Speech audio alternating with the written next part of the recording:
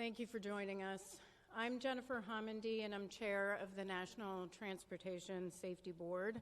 Our investigator in charge for this investigation, we call the investigator in charge the IIC, is Leah Reed. That's L-E-A-H, and then it's R-E-E-D. The National Transportation Safety Board is an independent federal agency that's charged by Congress with investigating every civil aviation accident in the United States and significant events in all other modes of transportation. As you know, we're here to investigate yesterday's crash of a Bell 206L4 helicopter into the Hudson River near Jersey City, New Jersey. The helicopter departed the downtown Manhattan Wall Street heliport in New York at about 14:50 for an air tour flight. The helicopter is owned by Meridian Helicopters, LLC, which is based in Broussard, Louisiana, and operated by New York Helicopter Charter, Inc. Before I go on, I want to extend on behalf of the entire NTSB our deepest condolences to those who lost loved ones in this tragic event. I also want to start by thanking the first responders. This was a tremendous, tremendous effort. And I want to thank specifically, first and foremost, the mayor for allowing us to be here in City Hall and do this press conference, and for all the support that you've given us and the team. I also want to thank the Jersey City Office of Emergency Management, the Jersey City Police Department, Jersey City Fire, Jersey City EMS, Port Authority of New York and New Jersey Police Department, the New Jersey Park Police, the New Jersey Transit Police Department, Hudson County Office of Emergency Management, the NYPD Special Operations, FDNY Special Operations, New York City Office of Emergency Management, the United States Coast Guard, the Army Corps of Engineers, and so many others that we will continue to mention in our follow-up press briefings. Now, I want to set expectations for this press conference. This crash occurred yesterday at about 3:15 p.m., so we're not even 24 hours later. Rightfully, the focus yesterday was on, first and foremost, victim recovery, and then wreckage recovery. Our investigators, the NTSB, we stay out of the way when victim recovery efforts are in process. That is first and foremost, most important. Our investigation can always wait. Once that was done, we had Luke Sciatta, who is our chief of our Eastern region, who lives right here in New York, on scene as part of the wreckage recovery operations. And those two were the focus for yesterday. The rest of the team began to arrive late last night, including me, and early this morning. So that means this is the first full day of our investigation. And as you can see, our investigators are out doing some of the work that I'm about to talk about in just a second. But as far as information sharing today, I am not going to share a lot of investigative information. We have a lot of information, but we do not speculate. We need to confirm information. That is a process that takes time. So I will say, I understand that you have a lot of questions, and we will attempt to answer them over the coming days. A little bit about our team and our process. We have 17 people who are here on scene. That includes 10 investigators. They are supported by a minimum of 10 experts back in our headquarters in Washington, D.C. The on-scene specialists, they are experts, and they have the following specialties. Operations, they'll focus on the helicopter operator. They'll look at the owner of the helicopter itself, and they will look at pilot qualifications and other information. We have experts on helicopter airworthiness, on structures, and on systems. We also have our evidence management team here, as well as our transportation disaster assistance team, which is responsible for working with the family to get them the assistance they need throughout the course of the investigation, not just here on scene, but in the coming days, weeks, and months throughout the investigation to the issuance of our final report, and sometimes for months and years beyond. The wreckage exam began this morning. Our team, I was there, our team began pulling components and the engine off the wreckage and other components that they would like to more closely examine. Most of their focus was to turn it upright and move the helicopter or the wreckage inside so that they can begin to do a more comprehensive examination and get to the other side of the wreckage that was against the pavement. We also are aware that there are dive teams. The New York Police Department is still diving for components and pieces of the helicopter that we are still looking to recover. Those include the main rotor, the main transmission, the roof structure, and the tail structure, and we appreciate all of their hard work. And then we have a whole team that is collecting the standard information that we normally gather as part of any investigation, which includes pilot qualifications, logbooks, history of the helicopter, maintenance logs, and so forth. We do have the logbooks for the pilot. The pilot held a commercial pilot certificate with rotorcraft and instrument ratings. The pilot reported 450 hours of total flight experience on his most recent medical, which was issued on September 20th, 2024. As of March 29th, 2025, the pilot accumulated about 788 hours of total flight time. We still need to calculate flight time in that Bell helicopter, and I'll have more information on that hopefully tomorrow, because he previously was flying a Robinson 44. Now, what we are hoping is that we are able to get the public to send us any photos or video you may have, or if you want to contact us because you believe that you have information that could be pertinent to our investigation, please reach out to us, provide that information to us. We will get in contact with you at the following email address: witness@ntsb.gov. That's witness@ntsb.gov. Now, I will take some questions. Again, a reminder, I know there will be questions for very detailed investigative information.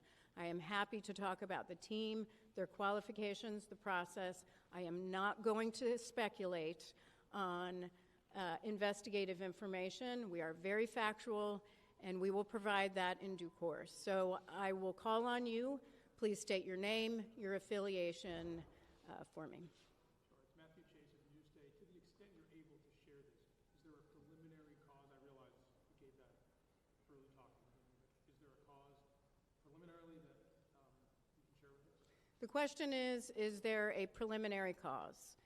We do not have a preliminary cause. That takes time. As I stated, our team focused on helicopter airworthiness and structures and systems is at the facility with the wreckage, doing the wreckage exam. That takes time. Of course, it takes time to also gather information, records that we need to comb through, so we do not have that at this time. And just to mention, as regarding cause, We will not speculate on cause ever, but we will not be determining any sort of preliminary or probable cause at the scene of an accident. We don't do that. What we are doing here is gathering the perishable evidence, the evidence that we need to gather for our investigation. When it comes to maintenance logbooks and other materials, we can look at those materials later on. What we need to do is look at the wreckage now. We need to focus on finding some of the additional components and structures that we're looking for, conduct witness interviews, and gather the records that we need. We can review the records later, so that probable cause will not occur for quite some time. Yes, ma'am, and then we'll go here.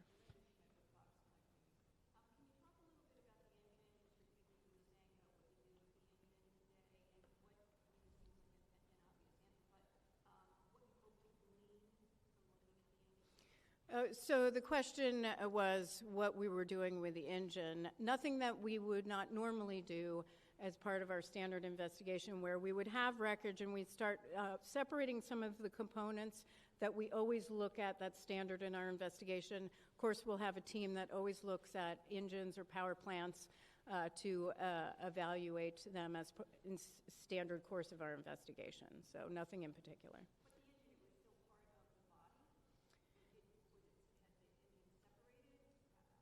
It was in the wreckage, and so we separated it from the helicopter so we could take a closer look at it in a more upright position. Yes, sir.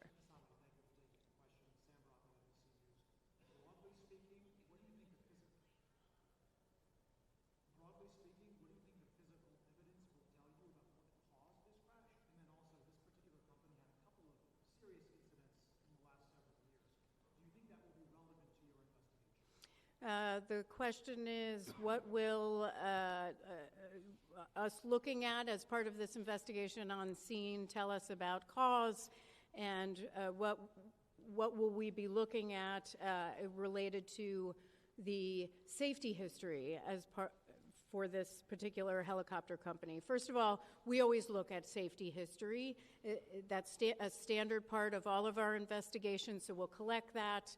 Not just from the Federal Aviation Administration, that is a party to every single one of our investigations, but we'll also ask those questions in interviews and get other information that will help us get a very broad view and detailed information about the safety history of this particular operator and also the owner of the helicopter itself. With respect to what will it tell us on scene about our investigation, the evidence right now, everything is on the table. We don't rule anything out. We take a very detailed and comprehensive view, and it's way too early in the investigation. It will be too early on scene. That's much later in the investigation. Yes, ma'am.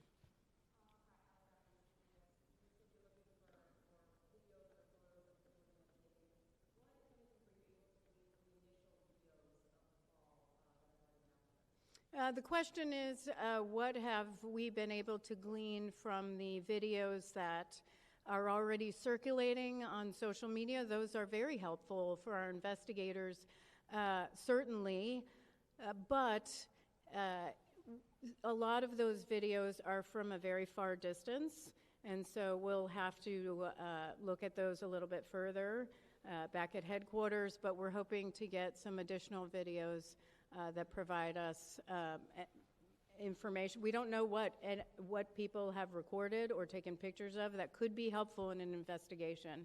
We have found in past investigations, and I'm just thinking of one that I went to in Ketchikan, Alaska, a midair collision where photos from somebody who was on board one of the airplanes helped us significantly in our investigation. So it can be very key parts of our investigation. So for anyone who didn't hear my previous request, please send us any sort of videos or photos or information you'd like to share with us at witness@ntsb.gov. Yes, ma'am.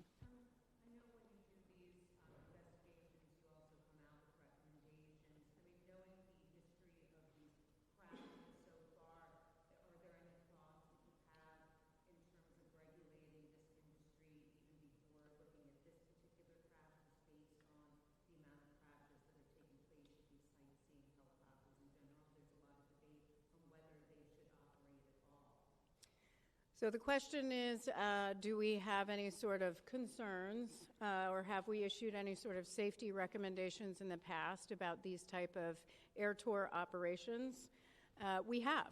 Actually, we did. So this particular operator was governed under Part 135 of the Federal Aviation Regulations, but this particular operation was under Part 91. All air tours are.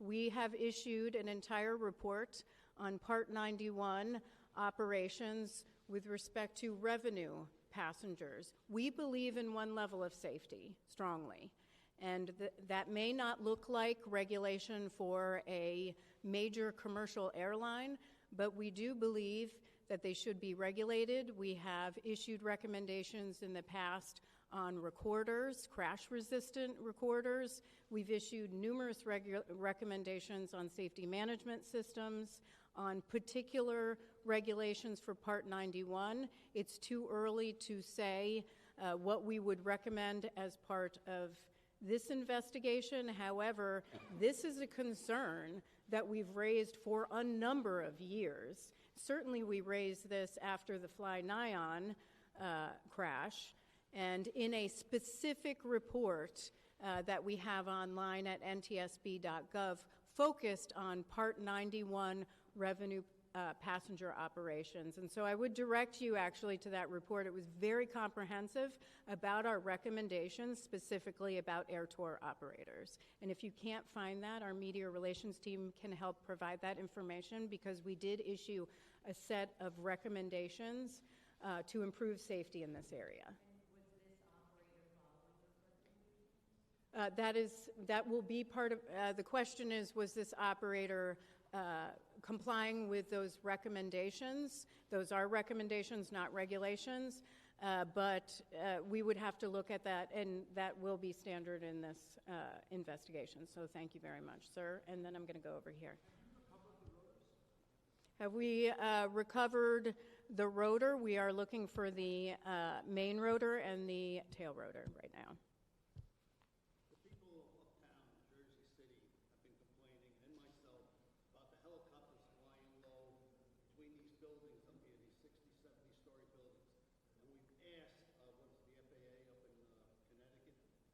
Get them the heck out of here and let them fly down the Hudson River. I'm telling you right now, if something isn't done, there's going to be a disaster where they're going to crash into one of these buildings or crash into the neighborhoods up there. They're annoying, and they're bothering. People have been asking and asking and asking, and nothing has been done. Thank you. There was a comment about, thank you, sir. There was a comment about the concern about these helicopter operations, and thank you very much for sharing that. Appreciate it. Yes.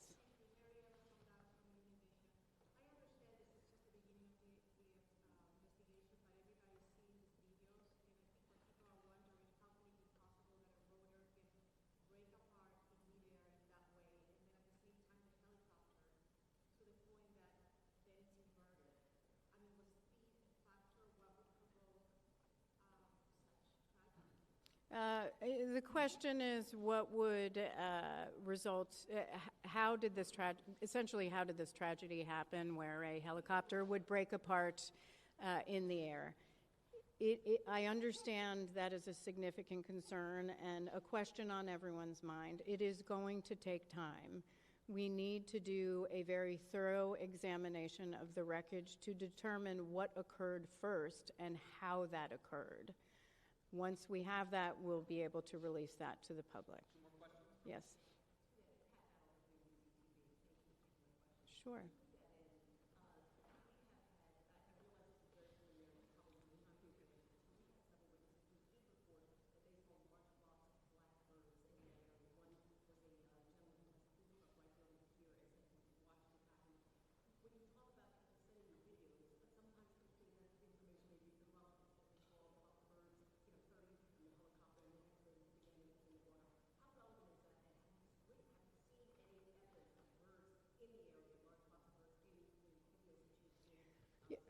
Yeah, great question, because I think sometimes people are reluctant to really reach out to us because they may not think something is relevant to our investigation. So the question was on reports of a large flock of birds in the area shortly before the crash. We are aware of those reports. We discussed it this morning. It's something we will be looking into. What I will say to the public, if something struck you as different, or maybe you paused, or it crossed your mind that maybe it's something you would like to share with our investigators, there's no downside, please, in sharing that information with us.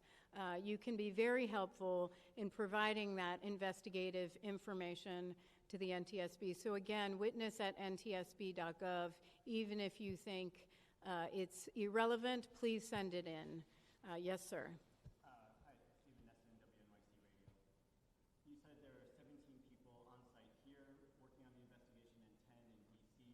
Is that how many people you would typically have for a helicopter crash investigation? Is that the same number, for example, during the Flynon helicopter crash, or have cuts at the federal government reduced your number of investigators?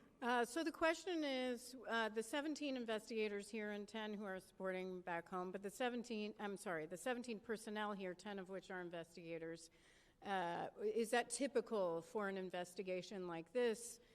How would it compare to Fly-Nyon, and would it be less as a result of any sort of cuts to the agency? First of all, let me address the agency. We have not experienced any personnel losses other than typical retirements in our agency.